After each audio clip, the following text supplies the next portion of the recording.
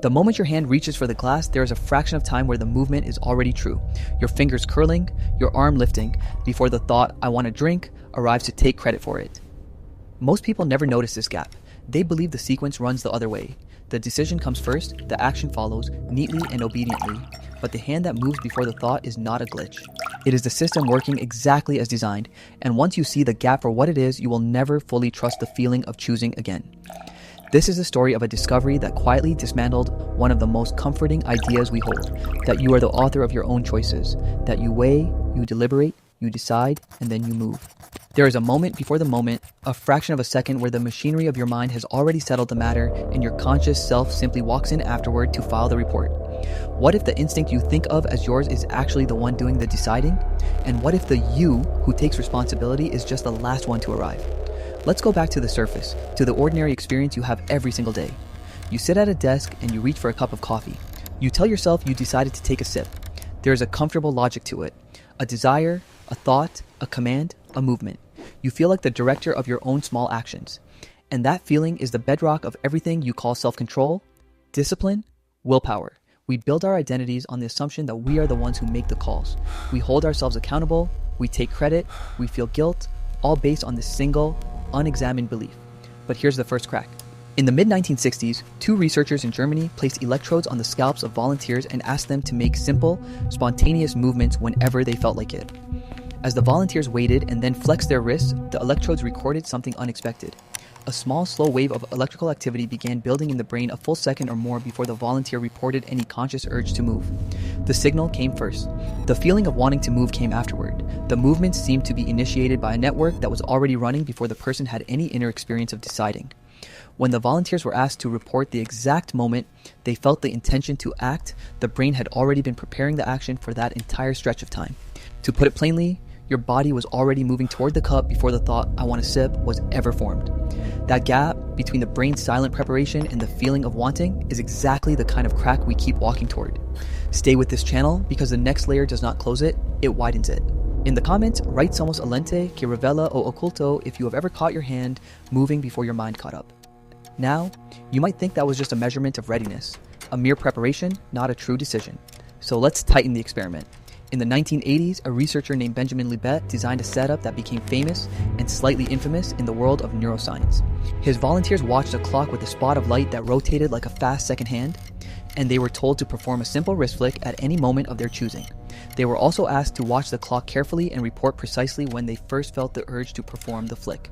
The timing was crucial and the results were strange. The brain's preparatory signal, the readiness potential, began a significant fraction of a second before the volunteers reported feeling the urge to act. The gap was small, a few hundred milliseconds, less than half a second, but it was measurable, repeatable, and very real. The volunteers were asked to flick their wrist, and in every case, the brain had already committed to the movement before the conscious intention was reported.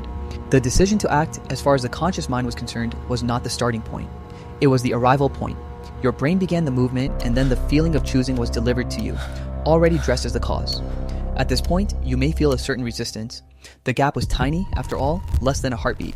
You might argue that a small preparatory signal is not a real decision, that the actual choice still happens in the final conscious space. So here's where the investigation takes a sharper turn. Several years ago, a team in Germany used brain imaging to look at the moments before a person made a completely free choice. The volunteers were shown letters on a screen and asked to press one of two buttons whenever they felt like it, freely choosing left or right. The researchers found that the outcome of that choice could be predicted from patterns of brain activity many seconds before the volunteers consciously decided. In some cases, the prediction was possible a full 7 seconds ahead of the reported decision.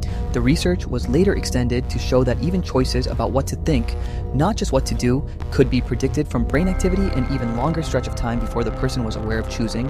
The brain, it seems, had settled the matter more than a dozen slow breaths before the conscious mind knew anything about it. The gap had expanded from a blink into an entire chapter of time. A gap of 7 seconds is not a glitch in perception. It is the entire editing room of your choice. If this kind of slow unraveling is what you came for, stay with this channel.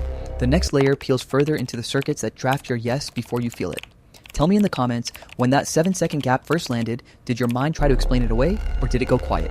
Write "Somos alente que revela o oculto" if you are ready to stop watching the scene and start seeing the splice. That's not a trivial footnote. That is a replotting of the entire story. You think of the moment of decision as a sharp, single point in time.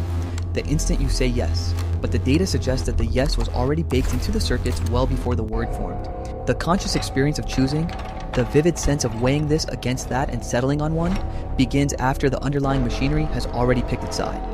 And this is the point where the instinct that decides before you do starts to look less like an impulse and more like the whole architecture of your will. Let's slow down for a moment, because this is a lot to turn over. The unsettling part is not that your brain does a little unconscious preparation. The unsettling part is what that preparation implies about you.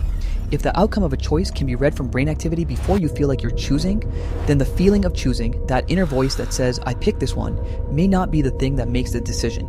It may be the thing that reports it. The writer is not the general. The writer is the war correspondent, arriving after the battle to describe what already happened. So naturally, the question forms itself. If the decision is already settled before you know it, what exactly are you doing in the moment you think you're deciding? What is the cost of this gap in your everyday life, in the choices you trust the most? Think about the choices you protect with the most care. Perhaps a career move, a relationship, a question of where to live. You think you are deliberating, gathering evidence, building a case, and then at some point you feel the argument tip. But what if the deliberation is not the cause but the narration? What if the circuits have already leaned one way and your conscious mind is simply running through the motions, collecting reasons to support a conclusion that was already formed beneath the surface? The feeling of certainty, the conviction that you have weighed the options, might be a story your brain tells after the instinct has already spoken. Here is what nobody talks about. The signal that predicts your choice does not come from a single small region. It emerges from a broad pattern across the front of your brain. A network that is busy with all sorts of background tasks, planning, remembering, maintaining the constant hum of your inner world. Long before you consciously choose, that network is silently assembling a preference from your history, your environment, your last 100 tiny experiences, and it is doing so without your permission or your awareness. Your conscious mind is not the author of the decision. It is the editor who takes the finished draft, stamps in, I did this on the cover, and files it under the name you call yourself. This is where the unease deepens, and it should, because the story you tell yourself about your past decisions is part of the same editing process. You remember choosing, you remember the moment of intention, and that memory feels like ironclad proof that you were in charge. But the sequence you remember, the deliberation, the decision, the action, is itself a reconstruction. The order has been rearranged to fit the experience you expect. When you recall the moment of deciding, you're not replaying a recording, you're rebuilding a story where you, the conscious narrator, are the protagonist and the cause. The brain, it seems, is a tireless editor. It smooths the timeline, inserts the intention at the front of the line, and hands you a clean narrative with a hero who is always in control. That edited story is what you call your will, so let's bring this home, because this is the part most people miss. You are sitting here, watching this, and you have made 1,000 small decisions in the last hour without noticing. You shifted your weight, you reached for your phone, you blinked. Each one came with the feeling of a choice, the quiet sense of being in command. But that feeling, the vivid sensation of agency you rely on, is produced after the fact.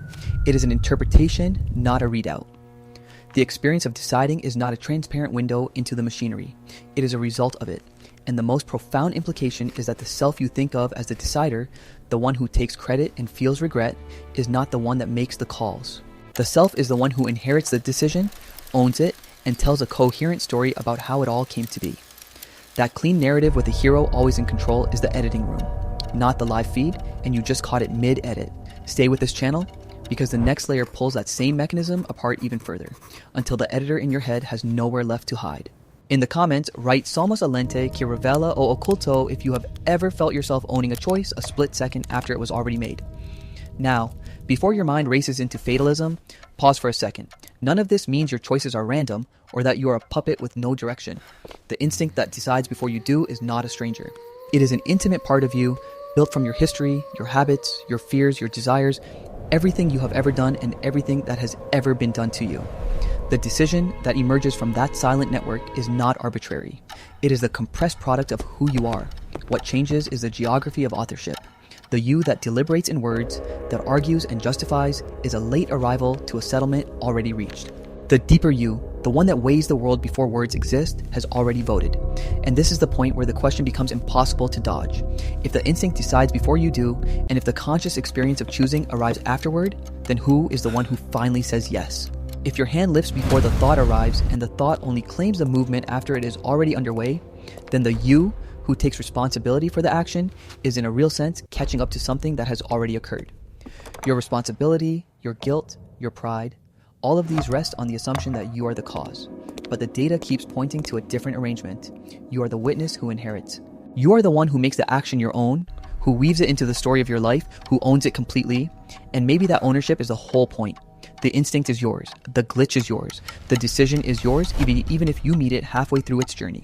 Looking back at the clock with the rotating spot of light, at the volunteers who flicked their wrists and then reported with total sincerity that they had chosen, that image holds something you can keep. The decision was already moving before the thought, but the thought is what gives it meaning. The instinct that decides before you do is not an invader. It is the quiet engine under the floorboards, and you are the one who lives in the house. So the next time your hand reaches for something without asking, remember, you are not discovering a thief. You are meeting the part of yourself that never needed to speak to act. And the question of who made the choice, the voice or the engine, will follow you long after this video ends. Maybe it is the most honest mystery you will ever carry.